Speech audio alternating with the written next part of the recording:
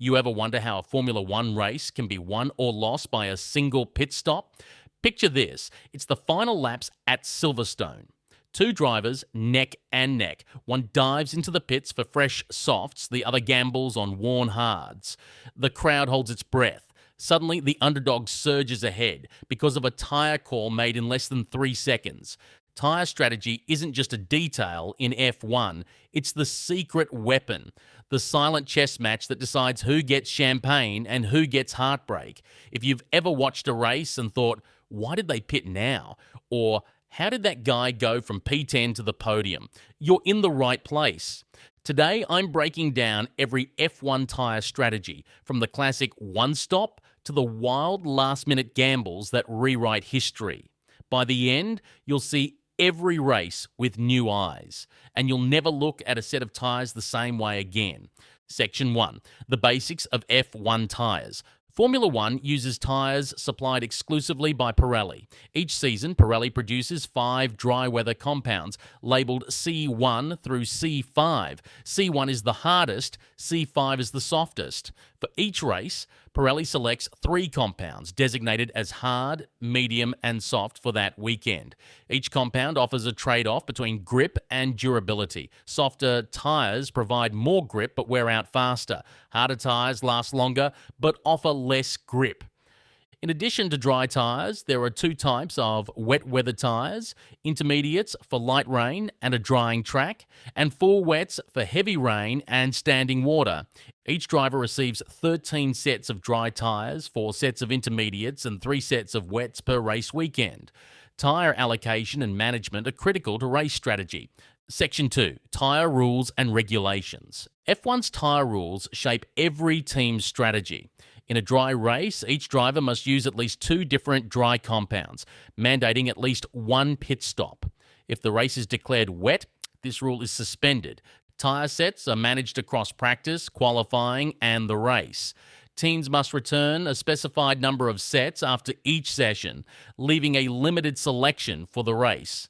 The rules also specify which compound must be used in each qualifying segment, and in some seasons, which tyre must be used to start the race.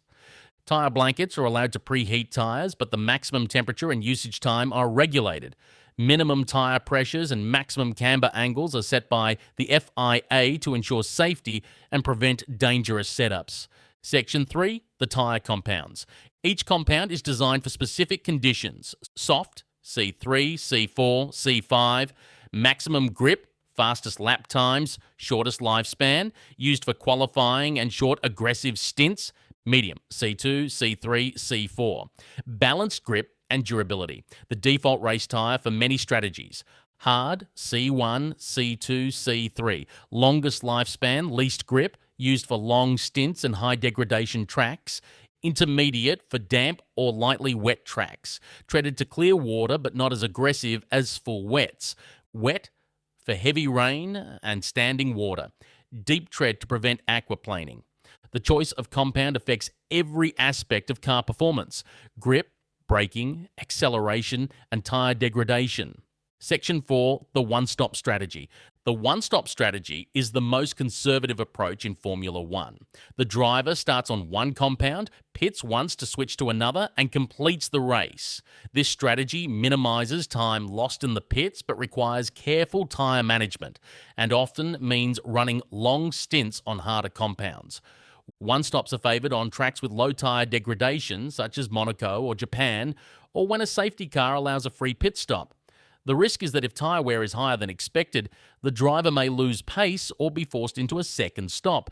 If you want to understand how teams decide when to risk a one-stop and when to play it safe, make sure you're subscribed. We break down the data, the decision-making, and the moments when a single pit stop changed the outcome of a Grand Prix. Hit subscribe so you never miss a deep dive into the strategies that shape every F1 race. Section 5. The two-stop strategy. The two-stop strategy is the most common in modern F1. The driver starts on one compound, pits twice, and uses 3 stints. This allows for more aggressive driving as each tyre set is used for a shorter period. Teams can use softer compounds for more of the race, maximising grip and lap time. Two stops are preferred on tracks with high tyre degradation, such as Bahrain or Spain, or when the performance gap between compounds is significant. The challenge is timing the stops to avoid traffic and undercut or overcut rivals. Section 6, the multi-stop strategy. Occasionally, teams use 3 or more stops. This is rare as each pit stop costs 20 to 25 seconds. Multi-stop strategies are used when tyre degradation is extreme or when a car is much faster on fresh tyres and can make up the lost time. Famous examples include Michael Schumacher's 4-stop win at the 2004 French Grand Prix. Multi-stop strategies require a fast car, perfect execution, and a race with few safety cars. The risk is getting stuck in traffic or losing time in the pits. Section 7, the undercut. The undercut is a classic F1 tactic. A driver pits before a rival, gets fresh tyres, and uses the extra grip to set faster lap times. When the rival pits a lap or two later, the undercutting driver has gained enough time to emerge ahead. The undercut works best when tyre degradation is high and the new tyre is significantly faster. The risk is rejoining in traffic or pitting too early and running out of tyre life at the end. Section 8, the overcut. The overcut is the opposite. A driver stays out longer than a rival, hoping to set fast laps on worn tyres while the rival is stuck in traffic or struggling to warm up new tyres. If successful, the overcutting driver pits later and rejoins ahead. The overcut works best when tyre warm-up is slow or when track position is critical. It's often used at tracks like Monaco, where overtaking is difficult. Section 9, safety car and virtual safety car strategies. A safety car or virtual safety car, VSC, can transform tyre strategy. Pitting under safety car conditions costs less time as the field is slowed. Teams may pit early to gain a cheap stop, switch compounds, or react to rivals. The timing of the safety car is critical. An early safety car may allow a one-stop strategy. A late safety car can prompt a switch to fresh, soft tyres for a sprint to the finish. Section 10, tyre management and degradation. Tyre management is a key driver skill. Overdriving the tyres causes overheating, blistering, or graining, reducing grip and lifespan. Drivers must balance aggression with preservation, adjusting driving style to maximize tyre life. Degradation is the gradual loss of performance as the tyre wears. Some tracks, like Silverstone or Barcelona, are known for high degradation. Others, like Monaco or Singapore, are easier on tyres. Teams use data from practice and previous races to predict degradation and plan strategy. Unexpected degradation can force a change in strategy mid-race. Section 11, tyre warm-up and operating window. Tyres must be within a specific temperature range to provide optimal grip. Too cold and the tyre lacks grip. Too hot and it degrades rapidly. The operating window varies by compound and track. Tyre warm-up is affected by track temperature, car setup, and driving style. Some cars struggle to warm up hard tyres, while others overheat softs. Teams adjust camber, pressure, and suspension to manage tyre temperatures. Section 12, wet weather strategies. Rain transforms tyre strategy. Teams must choose between intermediates and wets and time the switch to slicks as the track dries. Staying out too long on the wrong tyre can cost massive time. A drying track is especially challenging.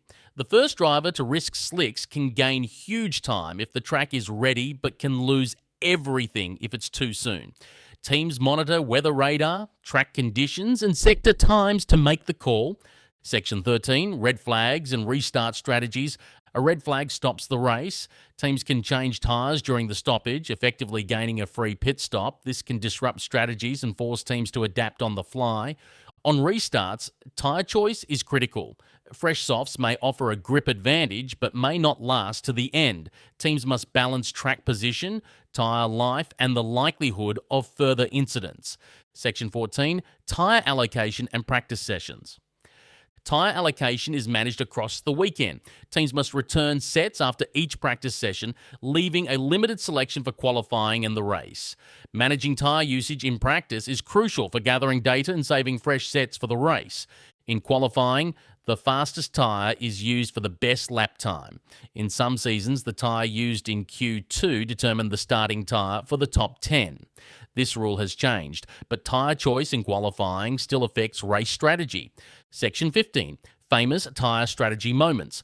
F1 history is full of races decided by tyre strategy. In 2007, Kimi Raikkonen won the European Grand Prix after switching to intermediates at the perfect moment. In 2020, Lewis Hamilton won the Turkish Grand Prix by nursing worn intermediates to the finish on a drying track. In 2021, Esteban Ocon won in Hungary by perfectly managing a one-stop strategy under pressure. These moments show the importance of timing, adaptability, and risk management in tyre strategy. Section 16, the role of the pit crew. Pit stops are a critical part of tyre strategy. A fast, error-free stop can gain positions. A slow stop or mistake can ruin a race. Teams practice pit stops relentlessly, aiming for times under 2 seconds. The pit crew's coordination, equipment, and communication are as important as the driver's pace. A well-executed stop can make the difference between victory and defeat. Section 17, data, simulation, and strategy tools. Modern F1 teams use advanced simulation tools to model tyre performance, degradation, and strategy options. Data from practice, previous races, and real-time telemetry inform every decision. Strategy engineers run thousands of simulations to predict the optimal pit windows, tyre choices, and responses to safety cars. The best teams combine data with experience and intuition to make the right call under pressure. Section 18, the future of F1 tyre strategy. F1 tyre strategy continues to evolve. The introduction of 18-inch tyres in 2022 changed tyre behaviour and strategy. Future regulations may further limit tyre blankets, change compound selection, or introduce new rules to promote overtaking and strategic variety. Sustainable materials and new technologies may also affect tyre performance and strategy in the coming years. If you want to stay ahead of the curve and get the latest updates on how these changes will impact the sport, subscribe to the channel now. We'll keep you up to speed on every rule change, innovation, and strategic twist as Formula One continues to push the limits of racing. Conclusion. Tyre strategy is the invisible chess game at the heart of every F1 race. The right call can win a Grand Prix, the wrong one can lose a championship. Understanding tyre compounds, degradation, pit windows, and the impact of weather and safety cars is essential for every team and every fan. The next time you watch an F1 race, remember every lap, every pit stop, every tyre change is a battle of strategy, science, and split-second decisions. That's what makes Formula One the ultimate test of man, machine, and mind. End of script.